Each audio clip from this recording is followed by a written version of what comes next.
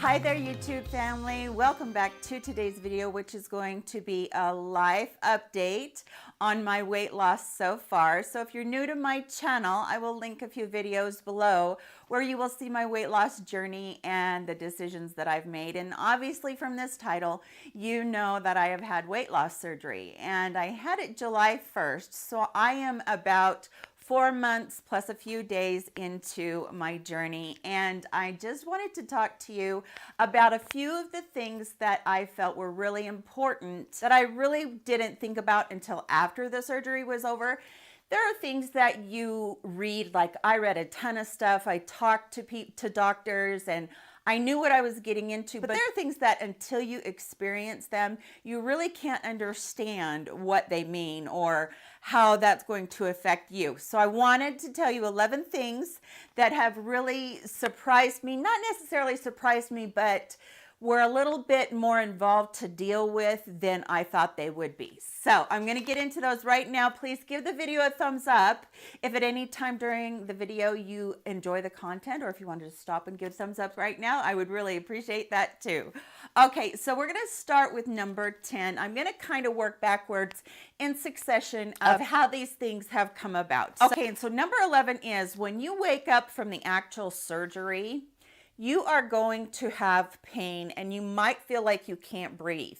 I knew the pain part because I had had a general anesthetic with a cesarean that I had, and I knew that I was going to wake up with pain, but I didn't realize how much more extensive the pain would be, and also the feeling like I couldn't breathe, like something was wrong, like maybe my heart wasn't beating or something like that.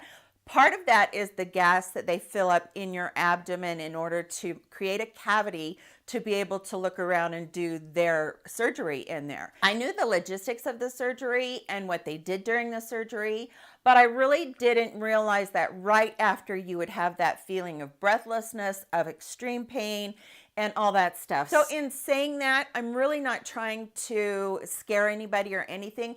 It's actually more me wanting you to be prepared if you are going to go through that. Number 10 is the recommendation that they tell you after surgery to walk. Walk your butt off. Make sure that you're walking and you'll heal faster. You'll work any residual gas in your abdomen out. Got right up and I did exactly what they said to do. I was walking within an hour of being back, and I didn't realize that for me with fibromyalgia, so if you have any autoimmune disease or any diseases that actually already cause you pain, I didn't realize that because of my sedentary lifestyle and how I wasn't used to walking like that, how much pain that would cause me in a couple of days. It's just like a sore muscle that you work out. But for me, my fibromyalgia pain has always been all the way down my back and into my hips and my legs. And by day 2, the following day, when those muscles were, at their fatigue point, because I had walked all night long and most of the next day because I wanted to be able to get that all out of my abdomen, I hurt so bad, and it wasn't like the pain from the actual surgery, although that was there, but my fibromyalgia was just like completely out of control. So I want to make sure that you know that you need to pace yourself. That's really important. Even though they want you to walk, you still need to remember that you are in a condition where you might not be as physically fit to be able to walk that much. So yes, make sure you walk, but also make sure you get your rest. And most places are really good about giving you pain medicine as you needed.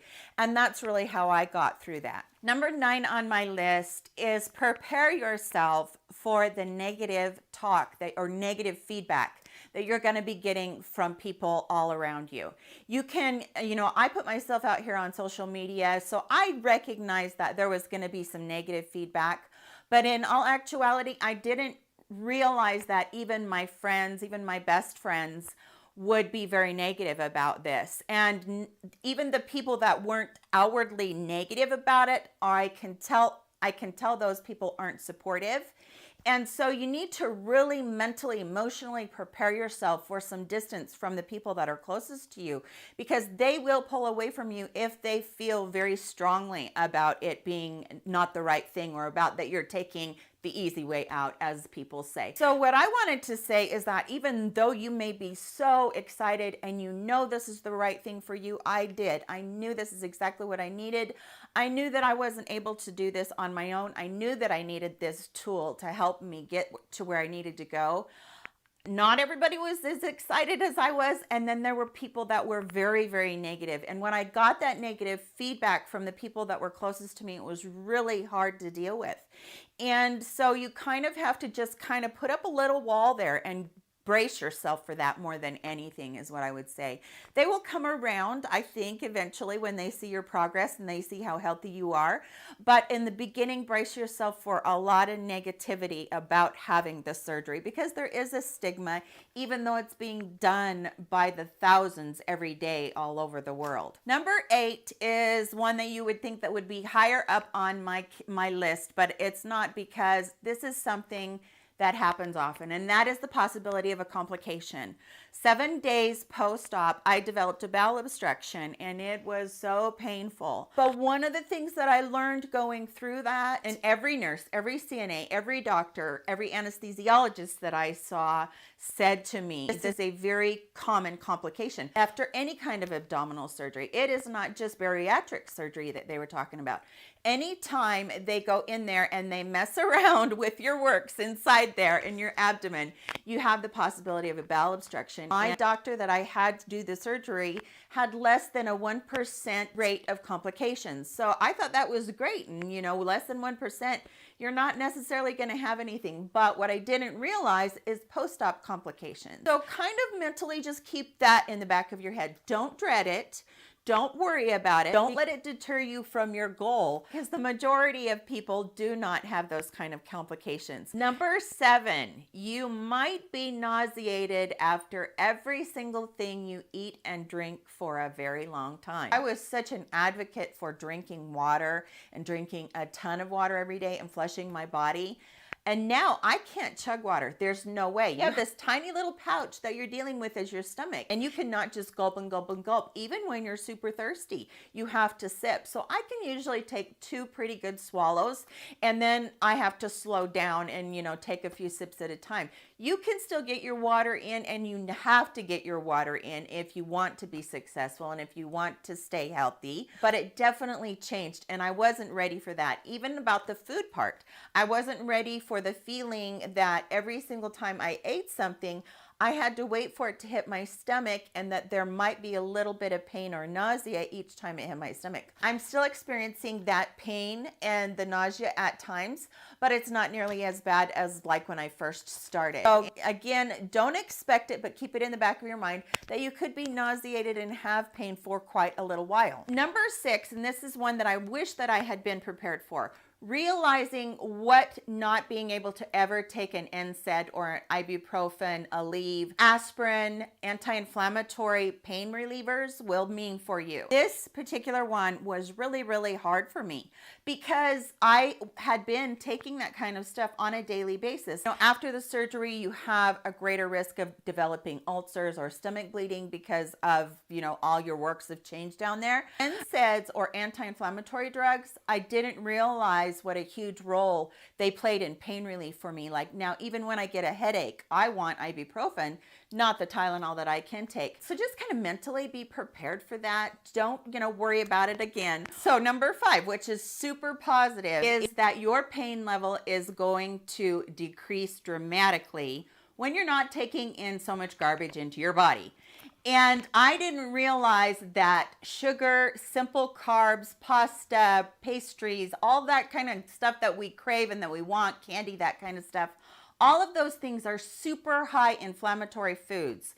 And so it causes all that inflammation inside your body. But when it gets taken away, all the inflammation goes away and your pain goes down. I have really noticed that at the beginning, every 10 pounds, now it's every 5 pounds that I lose, I notice my pain going down more and more and more. So I'm not as worried as I was in the beginning about not being able to take Advil or ibuprofen as that pain goes down. I really wish that I would have known before how fast the pain would diminish. So number 4 is kind of a positive as well. I didn't realize how quickly the weight would come off. And especially for me, and having the second complication, I didn't get to like start on the liquid diet and then you graduate into softer food and on and on. I didn't get to start that as quickly as someone that didn't have any complications. So my weight loss has been dramatic and it's been very, very quick. It is exciting to see the scale go down, but at the same time, you want to make sure that you don't sacrifice any of the nutrition. So that kind of goes hand in hand with the one about being nauseated all the time. You kind of stop when you get that feeling and you don't eat, and it kind of gets a little bit where you're trying to balance being nauseated and needing to take in food and making sure you're taking in the right foods. And that comes into maybe what you're eating. You might not be able to eat steak and pork for a while or things like that. You might really need to stay on soft foods longer than you think. So, you know, those kind of things kind of just get balanced out as you go along. But the weight loss can be tremendous and it can be fast. And I just told you that I'm about 4 months and a few days into my weight loss journey. And I'm sure you're sitting there thinking, how much has she lost? And so I did start on a pre-diet program, and you do that several weeks before you actually go into surgery to shrink your liver so that your liver's not covering your stomach in the fatty, it's not so fatty and everything like that. So in that 5 months, I have lost 98 pounds, which I'm really, really proud of. And I'm just looking forward to getting the rest of it off and everything kind of being more stable. But that is a pretty fast weight loss when you think about it. 20 pounds a month is 5 pounds a week. Very fast weight loss. Really, it's only recommended that you do about 2 pounds. So that kind of leads me into the next one when we're talking about needing to get the right amount of nutrition and stuff. And that is that if you have weight loss surgery, 99% of the people will experience hair loss. The people that experience hair loss, of those, about 75% of those will experience extensive hair loss. Even now, I've lost about a quarter of the volume of my hair, and it does come out in handfuls every day, all day long. But my thing was, I thought, okay, if I get all the protein they tell me to, if I take biotin, if I take a hair, nail, and skin formula, if I use the right shampoo. But scientifically, what it boils down to with hair loss is truly nutrition. Not vitamins, not, you know, just proteins, all those things. It's actually the complete nutrition that you might need. And the things that are the least important to the body are the things the body's going to sacrifice as it's in kind of starvation mode. And the hair follicles, those are one of the things that aren't necessary for our body function. So it's going to protect your internal organs and your bones, that kind of thing, before it worries about what kind of hair is on your head. So during your weight loss phase, yes, you will lose hair. More than likely. Now, there are some people that are the exception and they get away without ever losing it. And I thought I might have been one of those people because I had learned so much from losing hair before, but I'm not. But the good news is that it will grow back. And there are things that after it starts growing again that you can do to make it very healthy and even thicker. And I do have a couple of videos on that, which I'll post down below. Okay, number 2, this one is becoming more and more hard for me every day. And that is, I didn't realize how bad my skin would sag. But here's the thing, you guys. I didn't realize until looking back on some of my past videos how big I was. So when you think about expanding a balloon or blowing a balloon up, once you let the air out of that balloon, the balloon never looks like it originally did. So I'm kind of comparing it to that. It's stretched out and you can tell that it doesn't have the elasticity that it did before. So I'm noticing quite a bit right here on my neck that I never noticed before. I would say that if you need to lose more than 75 pounds, kind of prepare yourself for that extra skin. And okay, the number one thing that I wish that I had been told or that I had been prepared for, and I actually had read a book on this, but like I said at the beginning, this is one thing that until I experienced it, I didn't realize how difficult it would be.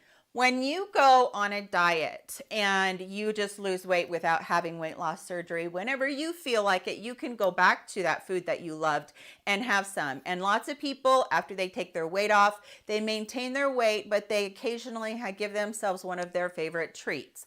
Be whatever it is, pastry, sugar, carbs, you know, whatever it is.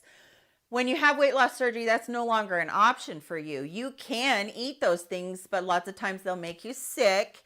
The other thing is, why go through all of this if you're not going to follow through with the actual diet? So the reason that I put this at number one is that because I think this is a whole emotional thing, not just a physical thing. You will mourn the loss of not being able to eat what you want. Let me say it one more time. I mourn the loss of not being able to eat a brownie or a donut. And that really is what it boils down to. You cannot do it anymore. It's gone out of your life. I can't turn to my best friend anymore and go, oh, you're so beautiful, little donut. And oh my goodness, you make me feel so good. I can't do that anymore. It's gone. So I had to completely learn a new coping mechanism. It is absolutely, definitely just like an addict. And I find that I play that battle over and over in my head. And I think, well, I'll just have a little bite. That little bite usually either makes me feel so guilty or it makes me sick. So either way, I'm in a bad headspace, right? So kind of replay that over and over in your mind would be my suggestion, because you are really letting go of something and you have to really tell yourself, well, this can't be in my life anymore, because this was the drug or the substance that really almost killed me. So I want to get away from that. But you know, when you don't have weight loss surgery, you can still go back to it. You can still eat it if you really feel like it. Once you have weight loss surgery, that's gone. So you have to make a realization in your head, yes, I'm ready. Yes, I know that this is going to be a huge sacrifice, but yes, I'm going to commit to this. And there will be days, just any addict will tell you, any substance abuser will tell you, there'll be days that you feel like you can't get through that day, but you just take it 1 hour at a time, 1 minute at a time, that kind of thing. So that's my number one thing. You will mourn the loss of your best friend, food. And I feel that so strongly. So try to mentally and emotionally prepare yourself for that. That would be my best advice to you that I could ever give. And I don't know if any of this has resonated with those of you that go on diets or anything like that. I would love to hear your feedback and your comments below, because weight loss, obesity, being overweight, all of those things are just rampant in the United States today. So these things that I have experienced are things that everybody's experiencing that is trying to lose weight. It's not just unique to me, but I wanted to make this video to see if I could possibly help somebody that was starting on a weight loss journey, or if I could possibly help somebody that was contemplating bariatric surgery, going right into it, whatever the case may be. So I hope that you did enjoy this video today. Please give it a thumbs up. Thank you guys so much for being a part of my day. I hope you guys have a great day. I wish you well. Love you very much, and I'll catch you all in my next video. Bye-bye, guys.